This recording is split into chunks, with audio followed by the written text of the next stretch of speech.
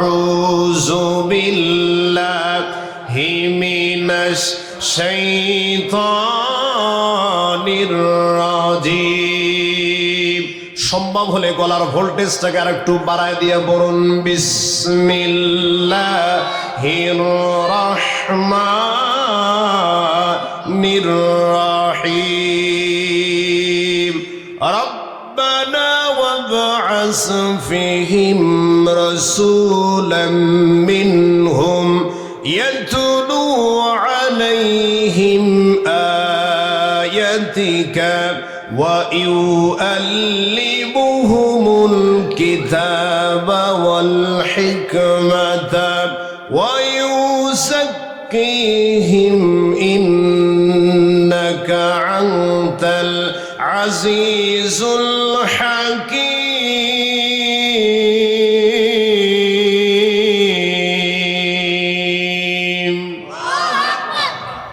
وآخر الآيات قال النبي صلى الله عليه وسلم الدنيا سجن المؤمن وجنة الكافر. قال عليه الصلاة والسلام قال الله تعالى في شأن حبيبي محمد صلى الله عليه وسلم إن الله وملائكته يصلون على النبي يا أيها الذين آمنوا صلوا عليه وسلموا تسليما. درود اللهم صل على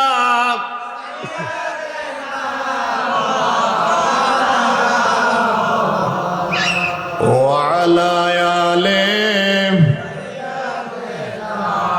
شافينا محمد. اللهم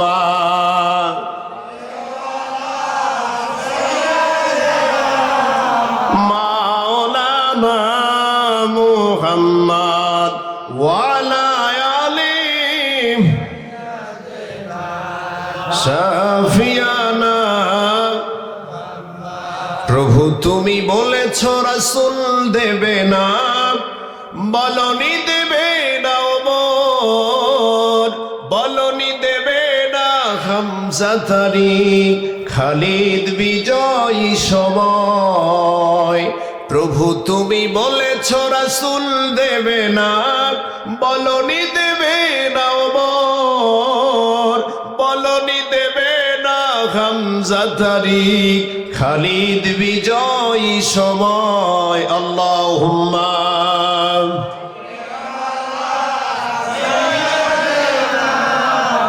মাওলানা ওয়ালা আলি শাফিয়ানা মুহাম্মদ। মুসলিম মোরা ঘুমিয়ে পড়েছি, মুসলিম মোরা ঘুমিয়ে পড়েছি, বিবেকে ঝুলছে তালা। বেঈমানেরা মোদের ইমান করলো চুরি, দেখিলাম না দু চোখ খুলে। ইমান আকিদা তাহাজ্জুব তামাদ্দুন সব করিল চুরি। লাসার হয়ে পড়ে রয়েছি, কবে যাব মরি কালেমা লা ইলাহা, জোরে লা ইলাহা, লা ইলাহা, লা ইলাহা ইল্লাল্লাহু মুহাম্মাদুর রাসূলুল্লাহ সাল্লাল্লাহু আলাইহি ওয়াসাল্লাম। দিন বদলের দিন কি বন্ধু এখনো আসেনি, দিন বদলের দিন কি বন্ধু এখনো আসেনি। জামানা অনেক বদলেছে তবু দিন কেন বদলেনি, সীমানা অনেক বদলেছে তবু দেশ কেন বদলেনি। জামানা অনেক বদলেছে তবু দিন কেন বদলেনি, সীমানা অনেক বদলেছে তবু দেশ কেন বদলেনি। পতাকার রং বদলেছে তবু নীতি কেন বদলেনি, ক্ষমতার হাত বদলেছে তবু ভাগ্য যে বদলেনি। বন্ধু বলো দিন বদলের দিন কি বন্ধু এখনো আসেনি? দিন বদলের দিন কি বন্ধু এখনো আসেনি? পোশাকের রং বদলেছে তবু মন কেন বদলেনি? রাজনীতি বদলেছে তবু করব যে বদলেনি। পোশাকের রং বদলেছে তবু মন কেন বদলেনি? রাজনীতি বদলেছে তবু করব যে বদলেনি। বন্ধু বলো দিন বদলের দিন কি বন্ধু এখনো আসেনি? দিন বদলের দিন কি বন্ধু এখনো আসেনি? জোরে বলুন মারহাবা। আলহামদুলিল্লাহ, আজকের এই ওরস মাহফিলের সুযোগ্য সম্মানিত শ্রদ্ধাভাজন সভাপতি এবং আজকের এই মাহফিলের প্রধান বক্তা, আমার পূর্বে আলোচনা রেখে মঞ্চধন্য করেছেন শ্রদ্ধেয় ওস্তাদ সমতুল্য আলেমী দ্বীন। মাহফিলের প্যান্ডেলে বসে আছেন আজকের মাহফিলের প্রধান আকর্ষণ, আমার সম্মানিত বয়োজ্যেষ্ঠ বৈকনিষ্ঠ পিত্ত সমতুল্য মুরব্বীগণ, পদ্মার আলের অবস্থানত আমার সম্মানিতা পর্দানিশী অবলা সরলা আবেদা সালেহা রূপবতী গুণবতী সুজলা সুফলা বাংলার মা ও বোনেরা, মাইকের আওয়াজ যৌদূর পর্যন্ত যায় শ্রমরত আমার মুসলমান ভাইয়েরা, বিভিন্ন রাজনৈতিক দলের সম্মানিত নেতাকর্মী ভাইয়েরা, সকলকে লক্ষ্য করে আনুষ্ঠানিকতার মধ্য দিয়ে আমি আপনাদের সঙ্গে সালাম বিনিময় করতেছি। আশা করছি সালামের জবাব আপনারা জোরে সোরে দেবেন। আসসালামু আলাইকুম ওয়া রাহমাতুল্লাহ। প্রথমে জানতে চাইবো আপনারা সবাই কেমন আছেন? সমস্ত প্রশংসা সুবহান খ্যাতি সেই মহান রাব্বুল আলামিনের দরবারে, যে মহান রাব্বুল আলামিন আজকে আমাদেরকে দুনিয়াবী সকল প্রকার কাজ থেকে বিরত রেখে ফিতনা ফাসাদের জামানায় ফিতনা ফাসাদ থেকে বিরত রেখে রাব্বুল আলামিন আজকে আমাদেরকে মাহফিলের প্যান্ডেলে আসার এবং বসার তৌফিক দান করে দিয়েছেন। এই জন্য সে আল্লাহর দরবারে অন্তর গভীর স্থল থেকে মহাব্বতের সহিত শুকরিয়া আদায় করি। সকলে বলি আলহামদুলিল্লাহ। বলুন রব্বানা লাকাল হামদ হামদান কাসীরান তাইয়িবান মুবারাকান ফীহ। প্রশংসা আদায় করলাম কার? কথা বলতে হবে। প্রশংসা আদায় করলাম কার? প্রশংসা আদায় করলে খুশি হন কে? সুখে থাকলে প্রশংসা আদায় করব কার? দুঃখে থাকলে প্রশংসা আদায় করব কার? সর্বাবস্থায় শুধুমাত্র একমাত্র প্রশংসা পর মালিক কে? ওই আল্লাহর দরবারে আবারও চিৎকার করে বলুন আলহামদুলিল্লাহ। দরুদ ও সালাম বর্ষিত হোক মানবতার মৌত প্রতীক, মানবতার মুক্তির দিশারি, জাতির পথপ্রদর্শক, জেনে তার আদর্শ জীবিত হয়ে সাধারণ মানুষগুলো পেয়েছিল মুক্তির ঠিকানা, অত্যাচারিত অবহেলিত বিপর্যস্ত মানুষগুলো পেয়েছিল শান্তির ঠিকানা। জেনে তা আইয়ামে জাহিলিয়ার যুগে অবতরণ করে কোরআন নামের সংবিধান দিয়া অসভ্য মানুষগুলোকে সভ্য বানিয়েছিলেন, অভদ্র মানুষগুলোকে ভদ্র বানিয়েছেন। মদিনা নামক রাষ্ট্র প্রতিষ্ঠা করে মদিনার পাক ভূমিতে শায়িত আছেন সেই মহান নেতার প্রতি অসংখ্য দরুদ ও সালাম বর্ষিত হোক। সকলের সংক্ষেপে বলি সাল্লাল্লাহু আলাইহি ওয়াসাল্লাম।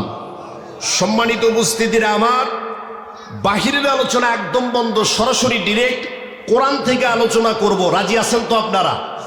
একটু কথা বলতে হবে, রাজি আছেন তো আপনারা? আলোচনা শুরুর পুরো মুহূর্ত দিয়া আমি আপনাদেরকে একটা বলতে চাই, আজকের মাহফিলে আসতে পেরে আপনারা খুশি না বেজা? একটু জোরে বলেন না, খুশি না বেজা? আজকের মাহফিলে আসতে পেরে বসতে পেরে যারা যারা খুশি, মুখে নিয়ে হাসি একটা তাকবীর দেন। লিল্লাহে তাকবীর, লিল্লাহে তাকবীর। তাকবীর যখন দিবেন দুইটা হাত টান টান করে উঁচু করে আল্লাহকে দেখাবেন এবং এত জোরে তাকবীর দিবেন যে তাকবীরের আওয়াজ শুনে এলাকার ভিতর যদি অশান্তিখোর, এলাকার ভিতরে কোনো নাস্তিক মোরতাদ বেঈমান যদি থাকে, তাদের কলিজার ভিতরে যেন ভূমিকম্পের সৃষ্টি হয়, এমন আওয়াজ দেওয়ার দরকার আছে না নাই? জোরে বলেন আছে না নাই? তাকবীর দিতে হবে দুইটা হাত টান টান করে উঁচু করে আল্লাহকে দেখায়া। আপনি প্রশ্ন করতে পারেন, হুজুর এত জোরে তাকবীর দিয়ে আমাদের কি লাভ? কথা বলেন ঠিক কিনা? আল্লাহ রাব্বুল আলামিন কোরআনুল কারীমের সূরা মুদাসসিরের ভিতরে বলেন ওয়া রাব্বাকা ফাকাব্বির। পৃথিবীর ভিতর যদি উচ্চ আওয়াজে কোনো স্লোগান দিতে হয়, পৃথিবীর ভিতরে উচ্চ কণ্ঠে যদি কোনো বাক্য আওয়াজ করা হয়, সেই স্লোগান কোনো নেতার নামে হবে না, সেই স্লোগান কোনো নেত্রীর নামে হবে না, সেইটা হবে শুধুমাত্র একমাত্র আল্লাহর নামে। কথা বলেন ঠিক কিনা? শুধুমাত্র তাই নয়, এ পর্যন্ত আমেরিকার নাসা বৈজ্ঞানিকেরা বিজ্ঞানের যতগুলো শাখা এবং প্রশাখা আছে তার মধ্যে অন্যতম শাখার নাম হলো মহাকাশ বিজ্ঞান। এ পর্যন্ত আমেরিকার নাসা বৈজ্ঞানিকেরা সুদীর্ঘ 50 বছর কোরআনুল কারীম রিসার্চ করার পর তারা চন্দ্র পর্যন্ত পৌঁছাতে পেরেছে। আল্লাহ আল্লাহর কসম, চন্দ্রের উপরে এক ইঞ্চি জায়গা যেতে পারে নাই। অথচ হুজুর সাল্লাল্লাহু আলাইহি ওয়াসাল্লাম সহিহ তিরমিজির ভিতরে বলেন, যদি কোনো মুমিন মুসলমান মুত্তাকি ব্যক্তি এই ধুলির আসনে বসে আল্লাহকে একবার আল্লাহ বলে ডাক দিতে পারে, সেই স্লোগান শুধু চন্দ্র সূর্য নয়, নূরের পর্দা ব্ল্যাক হোল ভেদ করে আল্লাহর আরশে আজিমে পৌঁছে যায়। চিৎকার করে বলেন আল্লাহু আকবার। এই জন্য তাকবীর দেব কার নামে? একটু জোরে বলেন কার নামে? এটা কি কোনো দলের স্লোগান? কথা বলেন না, কোনো দলের স্লোগান? এই স্লোগান আওয়ামী লীগের স্লোগান নয়, এই স্লোগান বিএনপির স্লোগান নয়, এই স্লোগান জাতীয় পার্টির স্লোগান নয়, এই স্লোগান জাসদের স্লোগান নয়, এই স্লোগান জামাতে ইসলামের স্লোগান নয়, কোনো দলীয় স্লোগান এটা নয়, এটা হলো মুসলমানদের স্লোগান। কথা বলেন ঠিক না ব্যাঠে? প্রাণের ভাইরা আমার, আমি আপনাদের আলোচনা শুরুর পুরো মুহূর্ত দিয়ে বলতে চাই, আজকে যদি আমরা পৃথিবীর বুকে তাকাই তাহলে দেখতে পাই গোটা পৃথিবীতে মুসলমানেরা নির্যাতিত, নিপীড়িত, নিগৃহীত আর লাঞ্ছিত। কথা বলেন ঠিক না ব্যাঠে? আমি একটা রিসার্চ করেছি, একটা গবেষণা করেছি যে গোটা পৃথিবীতে মুসলমানদের এই দুর্দিন আর দুর্দশার পিছনে সবচাইতে বড় কারণ হচ্ছে মুসলমান আল্লাহর কোরআন থেকে দূরে সরে গেছে। কথা বলেন, আল্লাহর কোরআন থেকে দূরে সরে যাওয়ার কারণে এই দুর্দিন আর দুর্দশা। কথা বলেন ঠিক কিনা? এই কোরআন থেকে দূরে সরে যাওয়ার কারণে সারা দুনিয়াতে মুসলমানরা নির্যাতিত, নিপীড়িত, নিগৃহীত, লাঞ্ছিত, পদদলিত আর অপমানিত। কথা বলেন ঠিক না ব্যাঠে? এই কোরআন থেকে দূরে সরে যাওয়ার কারণে পৃথিবীর মুসলিম অধ্যুষিত জনপদ ইরাক, ইরান, প্যালেস্টাইন, ফিলিস্তিন, Tajikistan, Kazakhstan, Syria, Libya, Algeria, Bulgaria, Nigeria সহ পৃথিবীর মুসলিম অধ্যুষিত জনপদগুলোকে বেছে বেছে টার্গেট করে করে ইহুদিবাদ ইসরায়েলের প্রত্যক্ষ মদতে, সন্ত্রাসবাদী আমেরিকার আঙ্গুলের ইশারায় আর সাম্রাজ্যবাদী ভারতের নগ্ন হস্তক্ষেপে সারা দুনিয়াতে মুসলমানদের রক্ত নিয়ে হরিকেরা হচ্ছে। কথা বলেন ঠিক না ব্যাঠে? সেই ষড়যন্ত্রের ধারাবাহিকতার অংশ হিসাবে 56,000 বর্গ মাইলের আমার প্রাণপ্রিয় মাতৃভূমি বাংলাদেশ, শাহজালাল, শাহপরান, শহীদ তিতুমিরের এই প্রাণপ্রিয় মাতৃভূমি বাংলাদেশ, 30 লক্ষ শহীদের রক্তের বিনিময়ে অর্জিত লাল সবুজের এই বাংলাদেশ, 90% মুসলিম অধ্যুষিত জনপদ বাংলাদেশেও একটি মহল সুপরিকল্পিতভাবে ইসলাম, মুসলমান, ইসলামী আন্দোলন, ইসলামী নেতৃত্ব, আলেম এবং ওলামার বিরুদ্ধে এক সুগভীর ষড়যন্ত্রে মেতে রয়েছে। কথা বলেন ঠিক না ব্যাঠে? প্রাণের ভাইরা আমার, এই জন্য আমাদেরকে ফিরে আসতে হবে কোরআনের কাছে, হৃদয়ে ধারণ করতে হবে শুধুই কোরআন। এই কোরআন শুধুমাত্র চুমু খাইলেই দায়িত্ব শেষ হয়ে যায় না। এই কোরআন দিয়ে শুধুমাত্র মিলাদ মাহফিল করলেই কোরআনের হক আদায় হয় না। আপনার পিতার মৃত্যুর পরে, আপনার মাতার মৃত্যুর পরে 3 দিন, 7 দিন, 40 দিন পরে কোরআন খালি করলেই কোরআনের হক আদায় হয় না। রমাদান কারিমে 30 দিনে 30 পারা কোরআন খতম করলেই কোরআনের হক আদায় হয় না। কেননা এই কোরআনের বিধান প্রতিষ্ঠা করার জন্য সাহাবায়ে কেরাম জীবন দিয়েছেন। কথা বলেন না কেন আপনারা? এই কোরআনের বিধান প্রতিষ্ঠা করার জন্য আমাদের নবী বিশ্বনেতা জনাবি মুহাম্মদ রাসূলুল্লাহ সাল্লাল্লাহু আলাইহি ওয়াসাল্লাম শিয়াবে আবি তালিবে 3 বছর কারারুদ্ধ থেকে মানবেতর জীবন যাপন করেছেন। কথা বলেন ঠিক কিনা? এই কোরআনের বিধান প্রতিষ্ঠা করার জন্য আল্লাহর নবী তায়েফে রক্ত ঝরিয়েছেন। এই কোরআনের বিধান প্রতিষ্ঠা করার জন্য আম্বে কেরাম জীবন দিয়েছেন।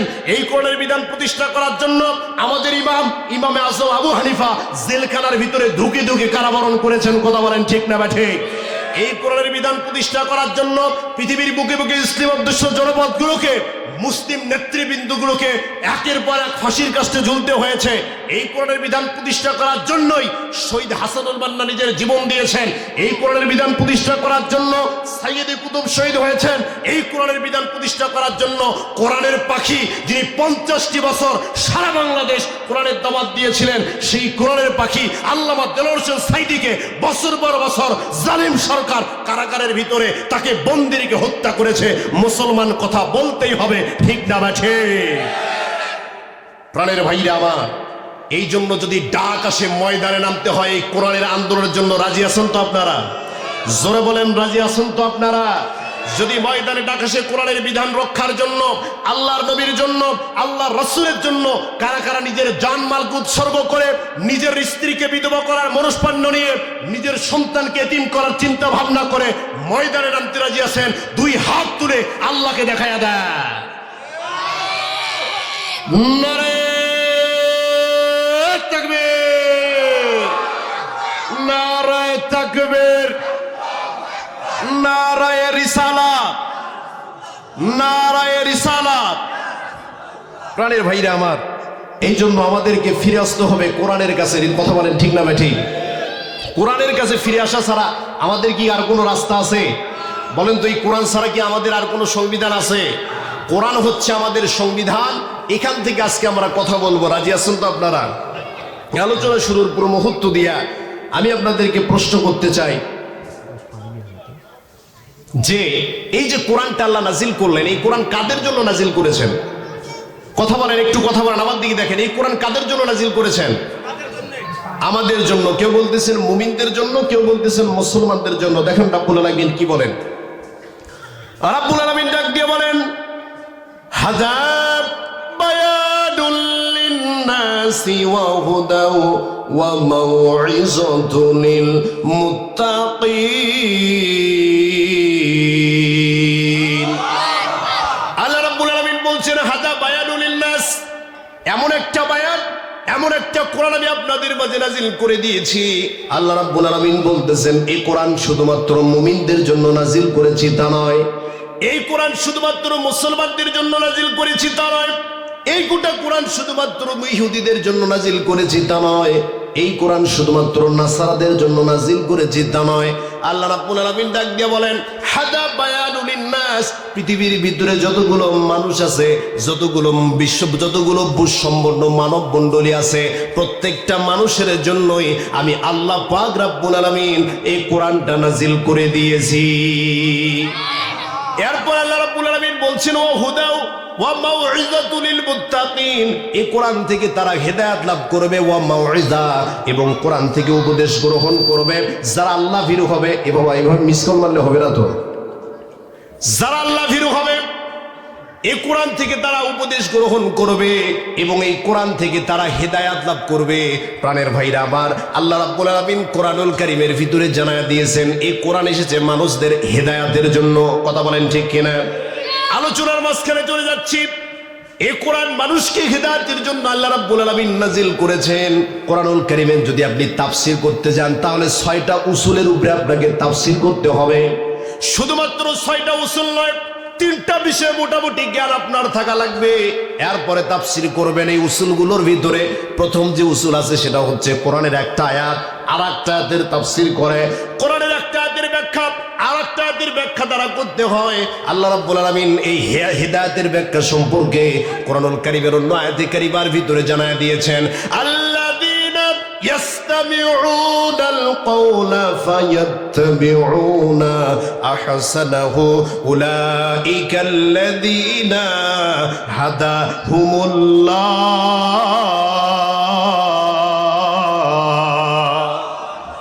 আল্লাহ রাব্বুল আলামিন এই হিদায়াতের ব্যাখ্যা সম্পর্কে বলতেছেন, আল্লাযীনা ইয়াসতামিউনাল কওলা, যারা কোরআনটাকে শুনতেছে এবং যারা ভবিষ্যতে শুনবে, যারা আরবি গ্রামার ভালো বোঝে, এখানে রাব্বুল আলামিন ফেলে মুজারে সিগা লাগায়া দিলেন। আল্লাযীনা ইয়াসতামিউনাল কওলা, যারা কোরআনটাকে শুনতেছে এবং যারা ভবিষ্যতে শুনবে, ফায়াত্তাবিউনা, এবং কোরআনটার অনুসরণ করবে। আল্লাহ রাব্বুল আলামিন বলতেছেন, উলাইকাল্লাযীনা হাদাহুমুল্লাহ, আমি আল্লাহর পক্ষ থেকে ওই বান্দাগুলার প্রতি হেদায়েত দান করে দেব। সুবহানাল্লাহ পড়ে। তার মানে আল্লাহ রাব্বুল আলামিন বলতেছেন, কোরআন শুধু শুনলে হবে না, কোরআন মানা লাগবে। কথা বলেন না কেন? সামিনা ওয়া তুআনা, কোরআন শুধু শুনলেন আর চলে গেলেন হবে না।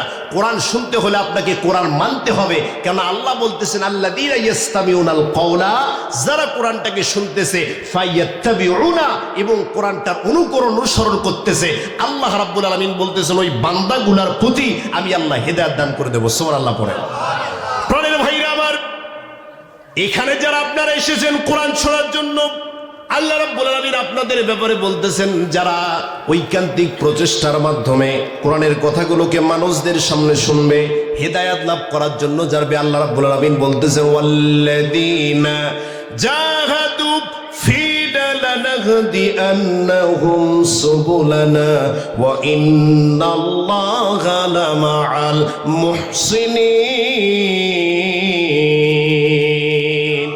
আল্লাহ রাব্বুল আলামিন বলতেছেন যারা কোরআনটাকে শোনার জন্য, কোরআনের বিধান প্রতিষ্ঠার জন্য, কোরআনটাকে শুনবে, সে অনুযায়ী আমল করার জন্য আসবে, আল্লাহ রাব্বুল আলামিন বলতেছেন ওদের হেদায়েতের রাস্তা খুলে দেব। সুবুলানা মানে হলো অনেকগুলো রাস্তা, একটা দুইটা রাস্তায় হেদায়েত করব তা নয়। ও যে রাস্তায় আসবে ওই রাস্তায় আল্লাহ রাব্বুল আলামিন হেদায়েতের কাস্টমার কেয়ার খুলে দেবে। সুবহানাল্লাহ পড়ে। প্রাণের ভাইরা আমার, আজকে আলোচনার মূল টপিকস, মূল বিষয় হচ্ছে রাসূল সাল্লাল্লাহু আলাইহি ওয়াসাল্লামের জীবনী এবং আল্লাহর ওলিদের সোহবতে থাকলে কি হয় এই বিষয়ে আলোচনা। কথা বলেন ঠিক কিনা? এই আলোচনাগুলো, সামনের আলোচনা যেগুলো আসতেছে কোরআন থেকে আলোচনা হবে, কিন্তু মনের মধ্যে নিয়াত থাকতে হবে শুধুমাত্র আল্লাহ রাসূলের জীবনী শুনলাম কিন্তু সে আদর্শ বাস্তবায়ন করলাম না, হবে না। আল্লাহ রাসূলের জীবনী শুনতে হবে, ওলিয়া উলিয়াদের সোহবতে থাকলে কি হবে এটা শুনতে হবে এবং সেই অনুযায়ী আমাদের আমল করতে হবে। কথা বলেন ঠিক কিনা? প্রাণের ভাইরা আমার, আজকে আমাদের বাংলাদেশে 2022 সালে ইউনেস্কোর তথ্য মতে তারা একটা জরিপ করলো, এই বাংলাদেশে জানুয়ারি থেকে ডিসেম্বর পর্যন্ত গড়ে 1700 করে তাফসির মাহফিল হয় আমার সোনার বাংলাদেশে। শুধুমাত্র তাই নয়, 22,000 ইন্ডেক্সধারী আলিয়া মাদ্রাসার দেশ আমার সোনার বাংলাদেশ, অসংখ্য অগণিত কওমি মাদ্রাসার দেশ আমার সোনার বাংলাদেশ, অসংখ্য অগণিত হাফিজিয়া মাদ্রাসার দেশ আমার সোনার বাংলাদেশ। শুধুমাত্র তাই নয়, 517 না 524টা মডেল মসজিদের দেশ আমার সোনার বাংলাদেশ। এত এত কোরআনের কথাবার্তা হয়, এত এত মানুষ ওয়াজের দিকে আসে, এরপরও কিন্তু হেদায়েত হয় না। তার মানে হলো মানুষ শুধু কোরআন শোনে কিন্তু কোরআন মানে না। কথা বলেন ঠিক কিনা? মানুষ শুধু কোরআন শোনে, এই কোরআনটাকে যে মানতে হবে, এত তাফসির হয়, গড়ে 1700 করে তাফসির, মানে আপনি কি মনে করেন এই বাংলাদেশে এত তাফসির মাহফিল হয়, এত কোরআনের কথাবার্তা হয়, এরপরও মানুষ হেদায়েতের দিকে আসে না। আগে চুরি হতো অ্যানালগ কায়দায়, আরে এখন চুরি হয় ডিজিটাল কায়দায়। কথা কন না কে আপনারা? আগে মা বোনদের পর্দা ছিল একরকম, আর এখন হলো অন্যরকম। কথা কন না কে? প্রাণের ভাইরা আমার, আল্লাহ রাব্বুল আলামিন বলতেছেন এই হেদায়েতের দায়িত্ব আমি আল্লাহ রাব্বুল আলামিন কোনো বক্তার হাতে দেই নাই, হেদায়েতের দায়িত্ব মসজিদের ইমামের হাতে দেওয়া হয় নাই, হেদায়েতের দায়িত্ব মসজিদের সভাপতির হাতে দেওয়া হয় নাই। আল্লাহ বলতেছেন যারা কোরআনটাকে শুনবে, কোরআনটার অনুকরণ অনুসরণ করবে, আল্লাহ রাব্বুল আলামিন তাদের পক্ষ থেকে হেদায়েত দান করবে। প্রাণের ভাইরা আমার একটু খেয়াল করেন, যদি বক্তার মাধ্যমে হেদায়েত হতো, আমাদের গাইবান্ধার বক্তা আব্দুল্লাহ খান সালাফি নাম ছিল। এই আব্দুল্লাহ খান সালাফি সারাটা জীবন পদ্মার ওয়াজ করেছে, মানুষদেরকে কোরআন এবং হাদিস থেকে আলোচনা শুনিয়েছে।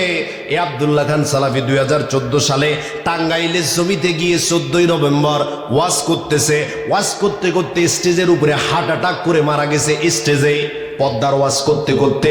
তাহলে ওই আব্দুল্লাহ খান সালাফি পদ্মার ওয়াজ করতে করতে হার্ট অ্যাটাক করে মারা গেল, এরপরও কিন্তু বাংলাদেশে পদ্মা কায়েম হয় নাই। কথা বলেন ঠিক কিনা?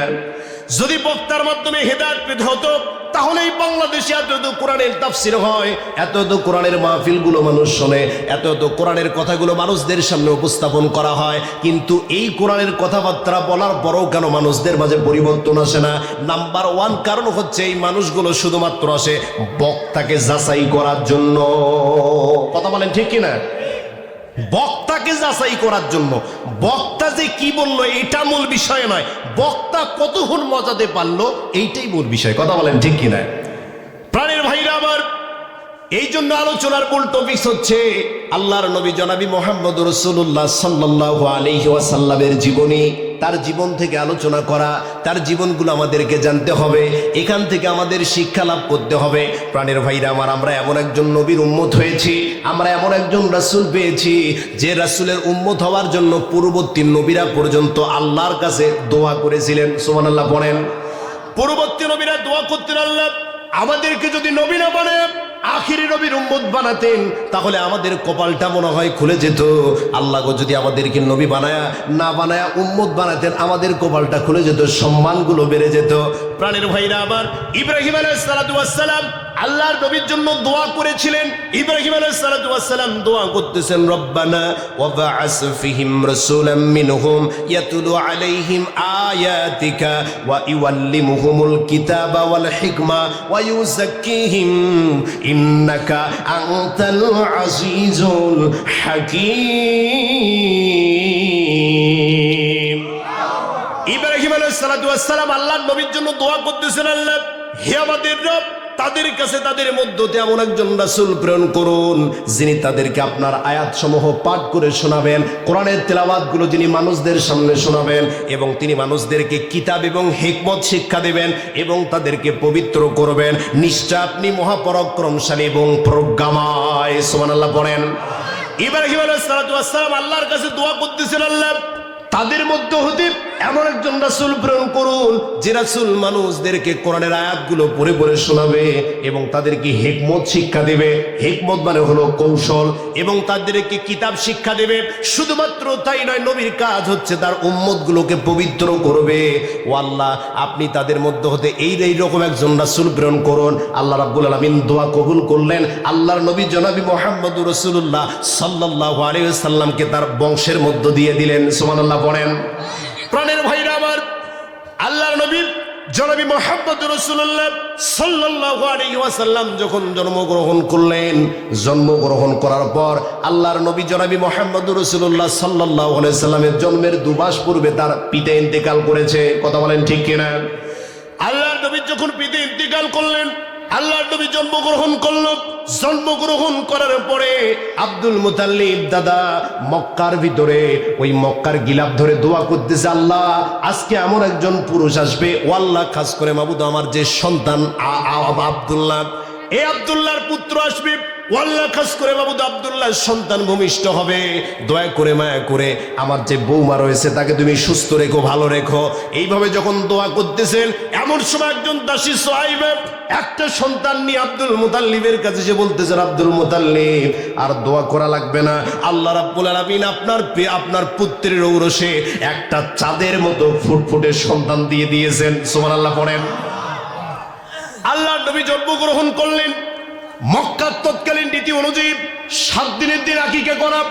আল্লাহর নবীর দাদা আব্দুল মুতাল্লিব তিনি সবগুলো লোককে দাওয়াত করা শুরু করলেন।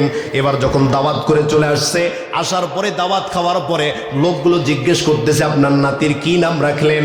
আল্লাহর নবীর দাদা বলতেছেন, আমার নাতির নাম হচ্ছে মুহাম্মদ। সুবহানাল্লাহ পড়েন। মক্কার লোকেরা ডাক দিয়ে বলতেছিল, এটা কেমন নাম? পূর্বে তো এমন নাম আমরা শুনি নাই। মুহাম্মদ মানে হলো পরম প্রশংসিত। আর আল্লাহর নবীর যে মা ছিল আমিনা, তিনি জন্মের পূর্বে একটা স্বপ্ন দেখেছিলেন, সেই জায়গা থেকে নাম রেখেছিলেন আহমদ। সুবহানাল্লাহ পড়েন। আহমদ শব্দের অর্থ হচ্ছে পরম প্রশংসাকারী, আর মুহাম্মদ শব্দের অর্থ হচ্ছে পরম প্রশংসিত। আল্লাহ রাব্বুল আলামিন আল্লাহর নবীর এই 2টা নামে কোরআনের ভিতরে দিয়ে দিয়েছেন। সুবহানাল্লাহ পড়েন। আল্লাহ নবী যখন বলতেছেন এটা কেমন নাম রাখলেন, আব্দুল মুতাল্লিবকে জিজ্ঞেস করা হলো, কেমন নাম আপনি এটা রাখলেন? আমাদের মক্কার ভিতরে এমন নাম প্রথমে রাখা হয় নাই।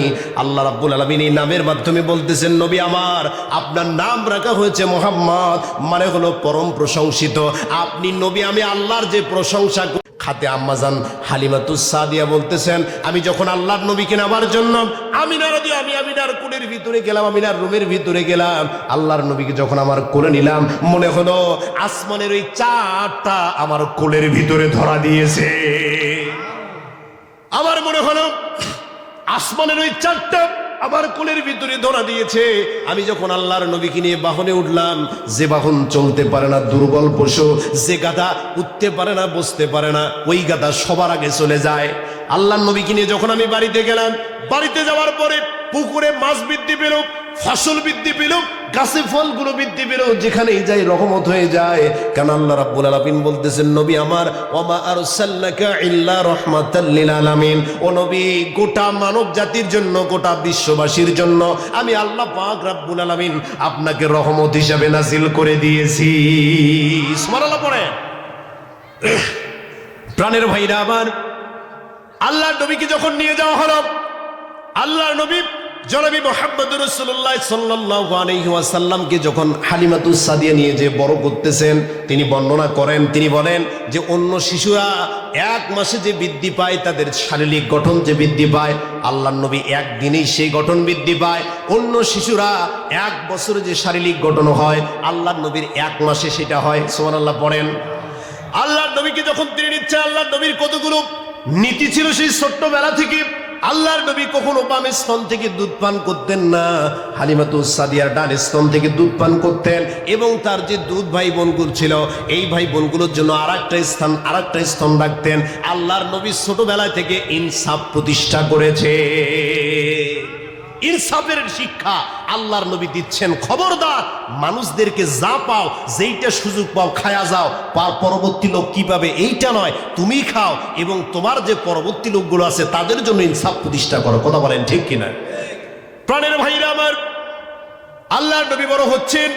বড় হওয়ার সময় বড় হইতে হইতে যখন 2 বছর পেরিয়ে গেল, আল্লাহর নবীকে নিয়ে হালিমাতুস সাদিয়া আবার মক্কার ভিতরে আসছে।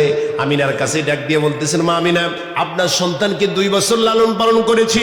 এই 2 বছর লালন পালন করার পরে আপনার কাছে নিয়ে এসেছি। এবার আমিনা ডাক দিয়ে বলতেছেন, আর কয়েকটা বছর রাখো। কারণ হলো এখানে মক্কার ভিতরে তৎকালীন সময়ে রোগ ছড়িয়ে পড়েছিল। এবার যখন আবার তিনি তাকে নিয়ে গেলেন, নিয়ে যাওয়ার পর আল্লাহর নবী বড় হচ্ছেন। 4 থেকে 5 বছর বয়স যখন, আল্লাহর নবী একটা হালিমাতুস সাদিয়াকে ডাক দিয়ে বলতেছেন, মা, আমার যে দুধ ভাই বোনগুলো আছে ওরা দিনের বেলা কই জানি যায়।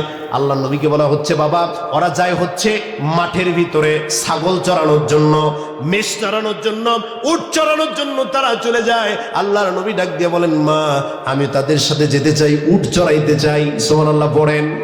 ছাগল চড়াইতে চাই, মেষ চড়াইতে চাই। আল্লাহর নবীকে বলা হলো, না বাবা, তোমার যাওয়ার দরকার নাই। আল্লাহর নবী, বিশ্ব নবী জনাবি মুহাম্মদুর রাসূলুল্লাহ সাল্লাল্লাহু আলাইহি সাল্লাম ডাক দিয়ে বলতেছেন, না না, আমি উট চড়াবো, রাখালের কাজ করব। আল্লাহর নবী যখন রাখালের কাজ করতেছেন, এই সময় একটা অলৌকিক ঘটনা ঘটে গেল, যাকে বলা হয় বক্ষ বিদারণ। এই বক্ষ বিদারণের ঘটনা আল্লাহর নবীর জীবনে 4 বার হয়েছিল। কয়বার? একটু জোরে বলেন না কেন, কয়বার? আল্লাহর নবীর জীবনে বক্ষ বিদারণ অর্থাৎ বুক ছেঁড়া হয়েছিল 4 বার। প্রথমবার যখন তিনি উট চড়াচ্ছেন, মেষ চড়াচ্ছেন, এই মেষ চড়ানোর সময় আল্লাহর নবী জনাবি মুহাম্মদুর রাসূলুল্লাহ সাল্লাল্লাহু আলাইহি ওয়াসাল্লামকে 2 জন সাদা পোশাক পরিহিত লোক আল্লাহর নবীকে সাইডে নিয়ে গেলেন। পাশে নিয়ে যাওয়ার পরে জিবরাইল আলাইহিস সালাতু ওয়াস সালাম আল্লাহর নবীর বুক ছিঁড়লেন। চেনার পরে হৃৎপিণ্ড বের করে সোনার তসততি রেখে জমজমের কূপের পানি দ্বারা আল্লাহর নবীর যে বক্ষটা আছে এটা পুরোটাই পরিষ্কার করলেন। সুবহানাল্লাহ পড়েন। আল্লাহ রাব্বুল আলামিন বলতেছেন, নবী আমার, এই বক্ষ বিদারণ এই জন্য করেছিলাম যাতে আপনার অন্তরের ভিতরে হিংসা না থাকে, আপনার অন্তরের ভিতরে কেনা না থাকে, আপনার অন্তরের ভিতরে রিয়া না থাকে, আপনার অন্তরের ভিতরে অহংকার না থাকে। বক্ষ বিদারণ করার পর এবার অন্য সকল ভাইয়েরা যখন দূর থেকে তাকিয়ে দেখতেছে, দৌড়ে চলে গিয়েছে মায়ের কাছে, ডাক দিয়ে বলতেছেন, মা, আপনি যে সন্তান কিনে এসেছিলেন ওই সন্তান তো ইন্তেকাল করেছে। কারণ হলো একটা মানুষকে বুক ছেঁড়ার পর সে কি আরো বেঁচে থাকে? কথা বলেন, বেঁচে থাকে। এবার যখন তারা দৌড়ে চলে আসতে, আসার পর দেখতেছেন আল্লাহর নবী জনাবি মুহাম্মদুর রাসূলুল্লাহ সাল্লাল্লাহু আলাইহি সাল্লাম অচেতন অবস্থায় পড়ে আছেন। আম্মা জান হালিমাতুস সাদিয়া যখন তাকে দেখলেন অচেতন অবস্থায়, অজ্ঞান অবস্থায়, জ্ঞান ফিরালেন, আবার নিয়ে চলে গেলেন আমিনার কাছে। ডাক দিয়ে বলতেছেন, মা আমিনা, আপনার সন্তানকে নিয়ে এসে আর আমার পক্ষে রাখা সম্ভব নয়। বলে, কেন সম্ভব নয়? এবার যখন তিনি জোরাজুরি করতে লাগলেন, তিনি বলতে লাগলেন, সব ঘটনাগুলো যখন তিনি খুলে বললেন, আমিনা বলতেছেন, নিশ্চয় আমার এই সন্তান এই পৃথিবীর বুকে একজন শ্রেষ্ঠ মানুষ হবে, অলৌকিক মানুষ হবে। কারণ ও যখন পেটের ভিতরে ছিল আমি অনেকগুলো আলামত আর কারামত দেখতে পেয়েছিলাম। প্রাণের ভাইরা আমার, আল্লাহর নবীকে যখন তিনি নিচ্ছেন, নেওয়ার পরে আল্লাহর নবী জনাবি মুহাম্মদুর রাসূলুল্লাহ মা আমিনার সঙ্গে থাকতেছেন। বিকেলবেলা সব শিশুরা যখন মাঠের ভিতরে খেলা দেখতে যায়, দৌড় খেলা দেখতে যায়, ঘোড়া খেলা দেখতে যায়, আল্লাহর নবী যখন তার মাকে বললেন, মা, আমি ওই বাচ্চাদের সঙ্গে খেলা দেখতে চলে যেতে চাই। আল্লাহর নবী যখন খেলা দেখতে গেলেন, 1 দিন 2 দিন কয়েকদিন যাওয়ার পরে সন্ধ্যা যখন নেমে এলো, আল্লাহর নবী আর বাড়িতে আসেন না। আম্মা আমিনা চিন্তার ভিতরে পড়ে গেলেন, আল্লাহ, এই কেমন কথা? এই মোহাম্মদ তো দেরি করার কথা নয়, আমার আহমদ তো দেরি করার কথা নয়, সন্ধ্যা বাজলে সে বাড়িতে চলে আসে। এবার যখন তাকে খোঁজার পর যাচ্ছেন, সন্ধ্যা নেমে এসেছে, মাঠের ভিতরে একটা লোক নাই, চতুর্দিকে পাহাড় বেষ্টিত। আল্লাহর নবীর মা আল্লাহর নবীকে ডাকার জন্য যখন তিনি যাচ্ছেন, যাওয়ার পর লক্ষ্য করে দেখতেছেন আল্লাহর নবী একটা জায়গার ভিতরে পাথরের উপরে বসে হু হু করে কান্না করতেছে, চোখ দিয়ে ধর ধর করে পানি পড়তেছে।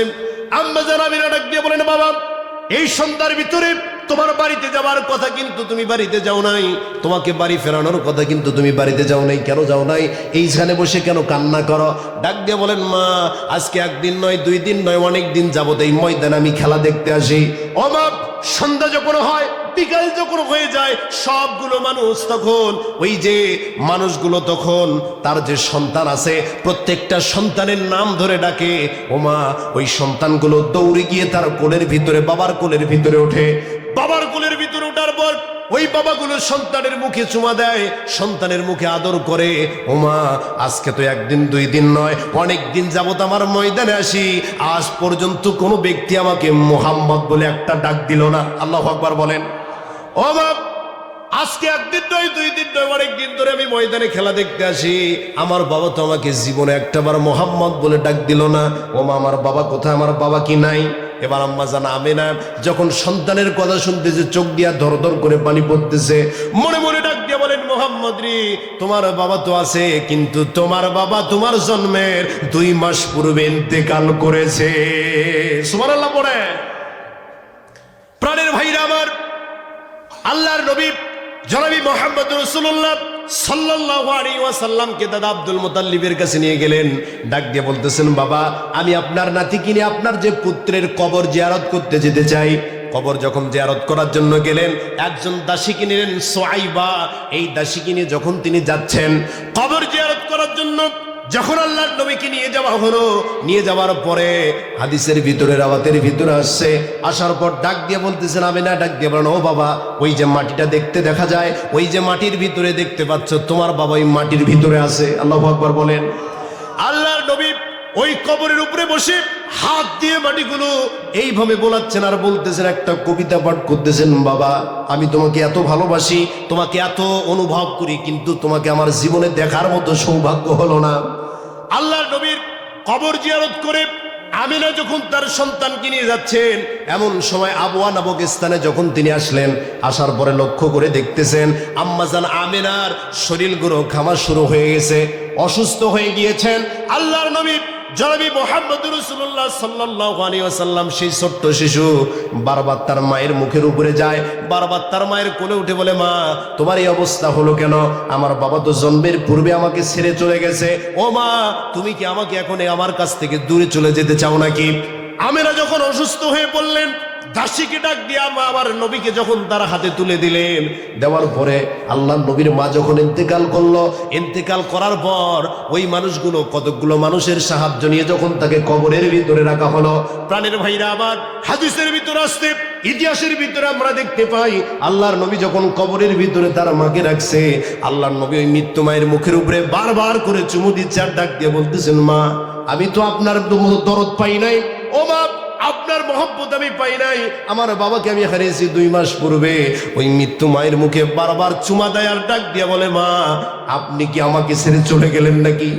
আল্লাহর নবী জনাবি মুহাম্মদ রাসূলুল্লাহ সাল্লাল্লাহু আলাইহি ওয়াসাল্লামকে যখন সেখান থেকে তোলা হলো, তোলার পর যখন মাটি দেওয়া হলো, আল্লাহর নবী বারবার ওই মাটির দিকে হাত দিচ্ছেন আর ডাক দিয়ে বলতেছেন, মা আমি তো তোমাকে ছাড়া যাব না। আল্লাহু আকবার বলেন। ও মা, আমি তো তোমাকে ছাড়া যাব না, তোমার মোহাব্বত, তোমার ভালোবাসা আমার কিসমতে জুটে নাই। আল্লাহ রাব্বুল আলামিন সূরা দোয়ার ভিতরে বলেন, ওয়া ওয়াজাদাকা ইয়াতীমান ফাআওয়া। ও নবী, আমি কি আপনাকে এতিম অবস্থায় পাই নাই, অতঃপর আমি আপনাকে উত্তম আশ্রয় দান করে দিয়েছি। সুবহানাল্লাহ। ও নবী, আমি কি আপনাকে এতিম অবস্থায় পাই নাই, এতিম অবস্থায় পাওয়ার পরে আমি আবার আপনাকে আশ্রয় দান করেছি। সুবহানাল্লাহ পড়েন। আল্লাহর নবী যখন মাকে হারালেন, 6 বছর বয়স, কয় বছর? 6 বছর বয়সে আল্লাহর নবী যখন তার মাকে হারালেন, মাকে হারানোর পরে মক্কার ভিতরে যখন তিনি চলে আসলেন, দাদা আব্দুল মুতাল্লিবের তত্ত্বাবধানে খুবই ভালোবাসতেন। আব্দুল মুতাল্লিব তার নাতিকে খুব ভালোবাসতেন, এত মহব্বত করতেন, ওই নাতিকে 2 চোখের আড়াল হতে দিতেন না। এবার যখন 2 বছর চলে গেল, আমিনার ইন্তেকালের 2 বছর পর আব্দুল মুতাল্লিব ইন্তেকাল করলেন। আল্লাহর নবী অসহায় হয়ে পড়ল, দুনিয়াতে আর কেউ দেখার মতো নাই। চাচা আবু তালিবের তত্ত্বাবধানে চলে আসলেন। চাচা আবু তালেব তাকে মহব্বত করতেন, ভালোবাসতেন। চাচা আবু তালেবের তত্ত্বাবধানে যখন তিনি আসলেন, আসার পরে ওই রেওয়াতের ভিতরে পাওয়া যায়, এই চাচা আবু তালিবের সঙ্গে তিনি মাঠে মাঠে ওই ছোট্ট বাচ্চা রাখাল চড়াতেন, মেষ চড়াতেন, কাজগুলো করতেন। আল্লাহ নবী যখন কাজ করতেছিলেন 11 বছর বয়স, খেয়াল করে দেখেন 11 বছর বয়সে আল্লাহর নবী তার চাচার সঙ্গে সিরিয়া ভ্রমণ করার জন্য যাচ্ছেন।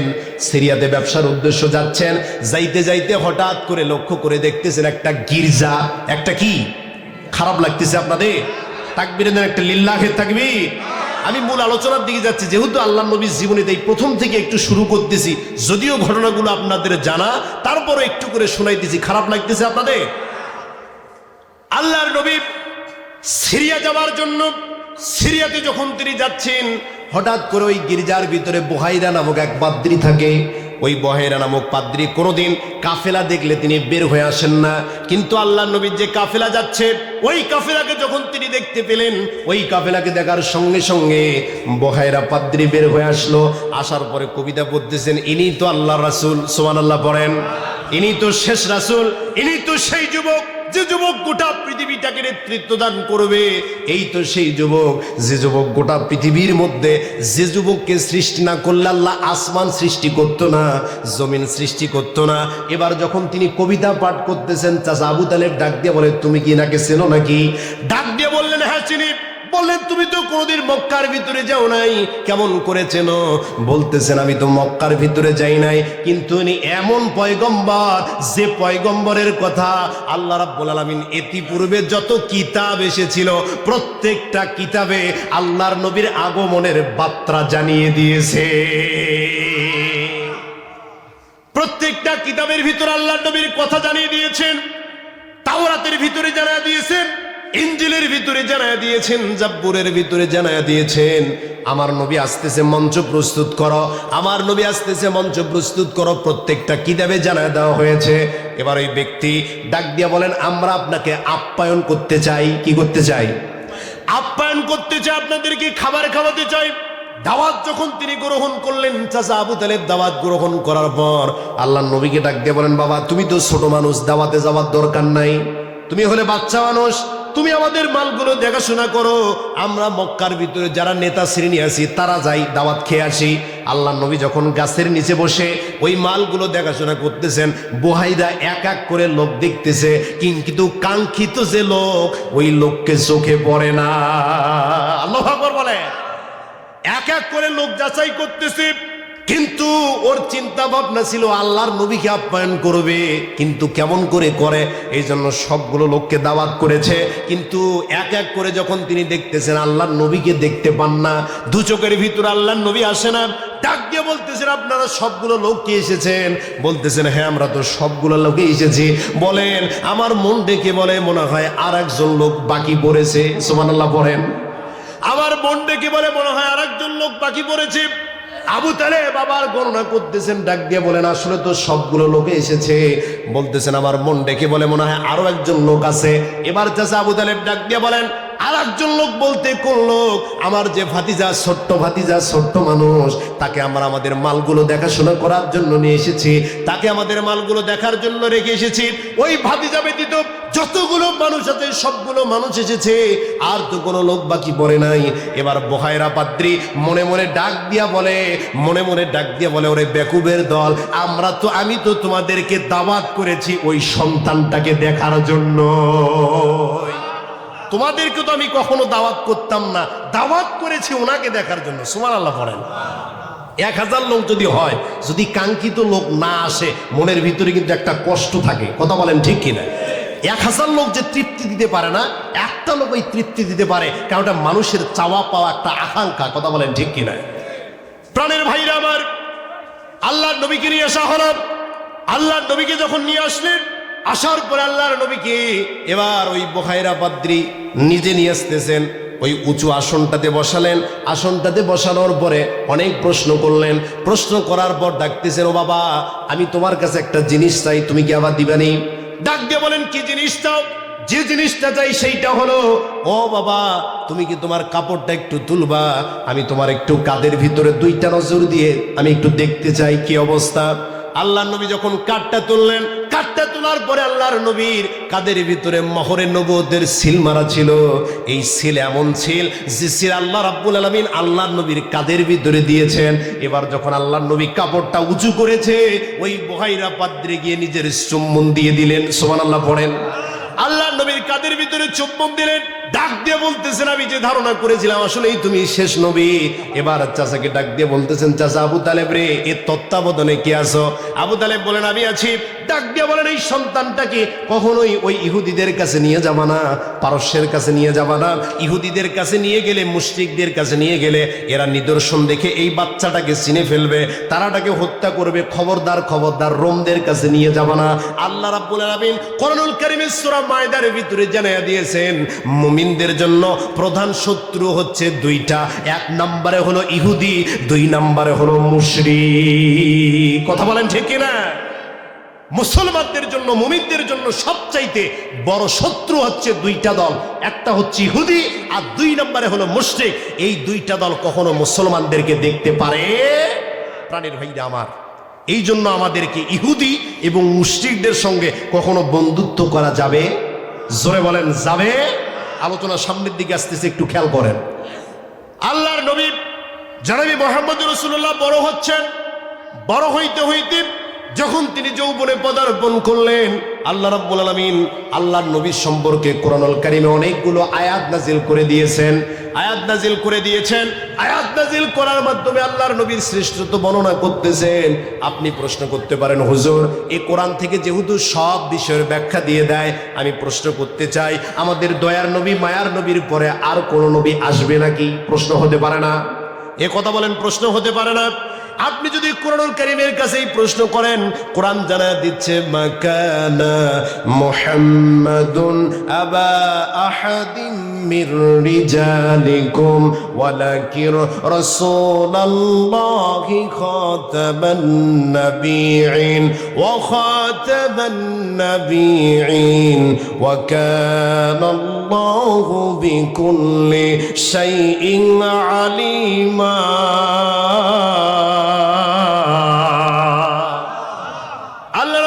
বলছেন মুহাম্মদ সাল্লাল্লাহু আলাইহি ওয়াসাল্লাম তোমাদের মধ্যকার কোন পুরুষের পিতা নন, বরং তিনি আল্লাহর রাসূল এবং সর্বশেষ নবী। তার মাধ্যমে নবুয়তের দরজা বন্ধ করে দেওয়া হয়েছে, তার মাধ্যমে নবীদের আসার দরজা বন্ধ করে দেওয়া হয়েছে। তারপরে আর কোন নবী আসবে না, কোন রাসূল আসবে না, কোন কিতাব আসবে না। আল্লাহ রাব্বুল আলামিন বলতেছেন আল্লাহর নবীর পরে যদি কোনো ব্যক্তি নবুয়তের দাবি করে সে হলো মিথ্যু। সে কি? মিথ্যু। কাদিয়ানীরা যারা আল্লাহর নবীকে শেষ নবী মানে না, তারা বলে যে আল্লাহর নবী শেষ নবী নয়, তারপরে আরো একজন নবী আসবে। বুঝতে হবে এগুলো হচ্ছে নাস্তিকদের দালাল। কথা বলেন ঠিক কিনা? যারা আমার নবীকে শেষ নবী মানবে না, যারা বলবে যে আমার নবীর পরে আবার নবী আসবে, এটা হচ্ছে মিথ্যুক। আল্লাহর নবী বলতেছেন তাদের কাছে তোমরা যাও না এবং তাদের কাছে কোনো প্রমাণও চাও না, কেন তাদের কাছে প্রমাণ চাইলে তারা মিথ্যা দলিল তোমাদের সামনে উপস্থাপন করবে। কথা বলেন ঠিক কিনা? প্রাণের ভাইরা আমার, আপনি যদি কোরআনের কাছে প্রশ্ন করেন, কোরআনে বুঝলাম আল্লাহর নবী শেষ নবী, প্রশ্ন করতে চাই সেইটা হলো আল্লাহর নবীকে আল্লাহ রাব্বুল আলামিন কেন নাজিল করলেন? তাকে তো নাজিল করার একটা উদ্দেশ্য আছে না নাই? জোরে বলেন আছে না নাই? আল্লাহর নবীকে কেন নাজিল করলেন? এই প্রশ্ন যদি আপনি কোরআনের কাছে করেন, কোরআন জানায় দিচ্ছে ইন্না আরসালনাকা বিল হক বাশীরা ওয়া নাযীরা। কোরআনুল কারীমের কাছে যদি আপনি বলেন কোরআন আল্লাহর নবীকে আল্লাহ রাব্বুল আলামিন কেন পাঠিয়ে দিলেন, কোরআন জানায় দিচ্ছে আমি আপনাকে সুসংবাদদাতা এবং সতর্ককারী রূপে দুনিয়ার বুকে পাঠিয়ে দিয়েছি। ও নবী, আপনি কাদের জন্য সুসংবাদদাতা? যারা কোরআনটাকে মানবে, আপনি রাসূলের অনুসরণ করবে, আপনি রাসূলের অনুকরণ করবে, আপনি তাদেরকে সুসংবাদ দেন জান্নাতের। আর যারা আপনার অনুকরণ করবে না, ও নবী, আপনি তাদের জন্য সতর্ককারী হন। আপনি তাদেরকে সতর্ক করেন, এমন সতর্ক করবেন যে সতর্ক করার কারণে তারা ওই অন্ধকারের রাস্তা থেকে আলোর দিকে আসতে পারে। আল্লাহর নবীকে পাঠানোর একটা উদ্দেশ্য আল্লাহ কোরআনে জানায় দিচ্ছেন।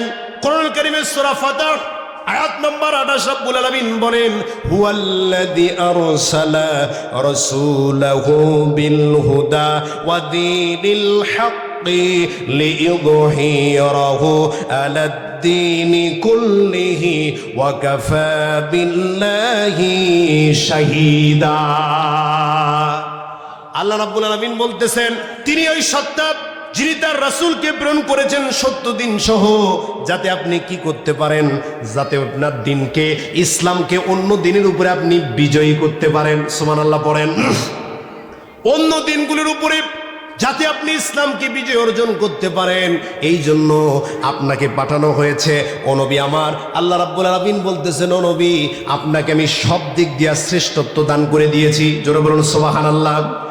আল্লাহ রাব্বুল আলামিন সূরাতুল ফাতিহার ভিতরে বলেন, আলহামদুলিল্লাহি রাব্বিল আলামিন, অর্থাৎ সমস্ত প্রশংসা বিশ্ব জগতের প্রতিপালকের জন্য। আল্লাহ নবী বলে, আল্লাহ রাব্বুল আলামিন বলতেছেন, নবী আমার আপনাকে যে কিছু দিলাম না তা নয়। আল্লাহ রাব্বুল আলামিন বলেন, ওয়া মা আরসালনাকা ইল্লা রাহমাতাল লিল আলামিন। ও নবী, আমি যেমন গোটা পৃথিবীর রব, আপনাকে জানায় দিলাম গোটা পৃথিবীর রহমত। আমি আল্লাহ যতটা এরিয়ার রব, আপনাকে বানায় দিলাম ততটা এরিয়ার রহমত। প্রাণের ভাইরা আমার, কোরআনুল কারীমের ভিতরে আল্লাহ রাব্বুল আলামিন একটা সূরাকে নিজের জন্য খাস করে নিয়েছেন। একটা সূরাকে, একটা সূরার ভিতরে নিজের সম্মান বলেছেন। সেই সূরার নাম হলো সূরা ইখলাস। সূরার নাম কি? একটু কথা বলেন, সেই সূরার নাম কি? যে সূরার ভিতরে আল্লাহ রাব্বুল আলামিন নিজের সম্মান মর্যাদা বর্ণনা করেছেন, ওই সূরার ভিতরে আর কোনো কথা নাই। আল্লাহ রাব্বুল আলামিন বলছেন, নবী আমার একটা সূরা কি নিজের জন্য খাস করে নিলাম, যে সূরার ভিতরে আমি আমার সম্মান মর্যাদা গেলাম। ও নবী আপনাকে যে কিছু দিলাম না তা নয়, আপনার জন্য একটা সূরাকে খাস করে দিলাম, যে সূরাটার নাম হলো কাউসার। আল্লাহ রাব্বুল আলামিন বলছেন, আতাইনাকা, নিশ্চয় আমি আল্লাহ রাব্বুল আলামিন আপনাকে দান করে দিয়েছি। কি দান করলাম? কাউসার। নিশ্চয় আমি আল্লাহ রাব্বুল আলামিন আপনাকে কাউসার দান করেছি। কাদের জন্য দান করলাম? ফাসাল্লি লিরাব্বিকা ওয়ানহার, যারা কুরবানি করবে রবের উদ্দেশ্য, সালাত আদায় করবে রবের উদ্দেশ্য, এই মানুষগুলোর জন্যই আমি আল্লাহ রাব্বুল আলামিন কাউসারটা দান করে দিয়েছি। এরপরে আল্লাহ রাব্বুল আলামিন বলছেন, নাসাআনিআকা হুয়াল আবতার। নবী আমার, আল্লাহ নবী যখন সন্তান হলো, সন্তান হওয়ার পরে যখন ইন্তেকাল করলো, পুত্র সন্তান যখন ইন্তেকাল করেছে, মক্কার কাফিরেরা রাস্তা দিয়ে আর যায় আর ডাক দিয়ে বলে, আরে মুহাম্মদের দিন গ্রহণ করবা, ও তো পুত্র সন্তান ইন্তেকাল করেছে, ও মারা যাবার পরে আর কেউ এই দিন প্রচার করবে না, ও তো লেজ কাটা নির্বংশ।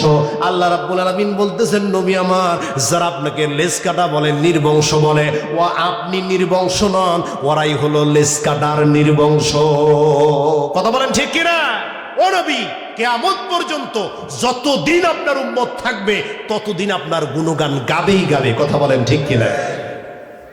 প্রাণের ভাইরা আমার, আল্লাহ রাব্বুল আলামিন এমনই ভাবে আল্লাহ নবীর কথাগুলো মানুষদের সামনে জানায়া দিচ্ছেন। আল্লাহ নবী যখন নবুয়ত লাভ করলেন, নবুয়ত লাভ করার পরে মানুষদের সামনে যখন কোরআনের দাওয়াতগুলো পৌঁছে দিচ্ছেন, মানুষদেরকে যখন ইসলামের কথাগুলো বলতেছেন, মানুষদেরকে যখন কোরআনের কথাগুলো বলতে বলে বলে হেদায়েতের রাস্তার দিকে নিয়ে আসতেছেন, বলেন তো আবু জেহেল পক্ষে ছিল না বিপক্ষে ছিল? একটু কথা বলেন না কেন, পক্ষে ছিল না বিপক্ষে ছিল? আল্লাহ রাব্বুল আলামিন বলতেছেন, আল্লাহর নবী যখন মানুষদেরকে ইসলামের দাওয়াত দিচ্ছিলেন, আল্লাহর নবীর পক্ষে কোনো লোক ছিল না, সবগুলোই বিপক্ষে লোক ছিল। আল্লাহর নবী যখন দাওয়াত দিতেন, আবু জাহেল পেছনে পেছনে যাইতো আর বলতো, এটা তো একটা পাগল। কি বলতো? এটা তো একটা পাগলের কথা, তোমরা শুনো না, এই দিন তোমরা গ্রহণ করো না, খবরদার খবরদার, এই দিন তোমরা গ্রহণ করতে পারবা না। আল্লাহ রাব্বুল আলামিন বলতেছেন, নবী আমার, ওই সকল অবস্থা থেকে আমি আল্লাহ পাক রাব্বুল আলামিন আপনাকে হেফাজত করে দিয়েছি।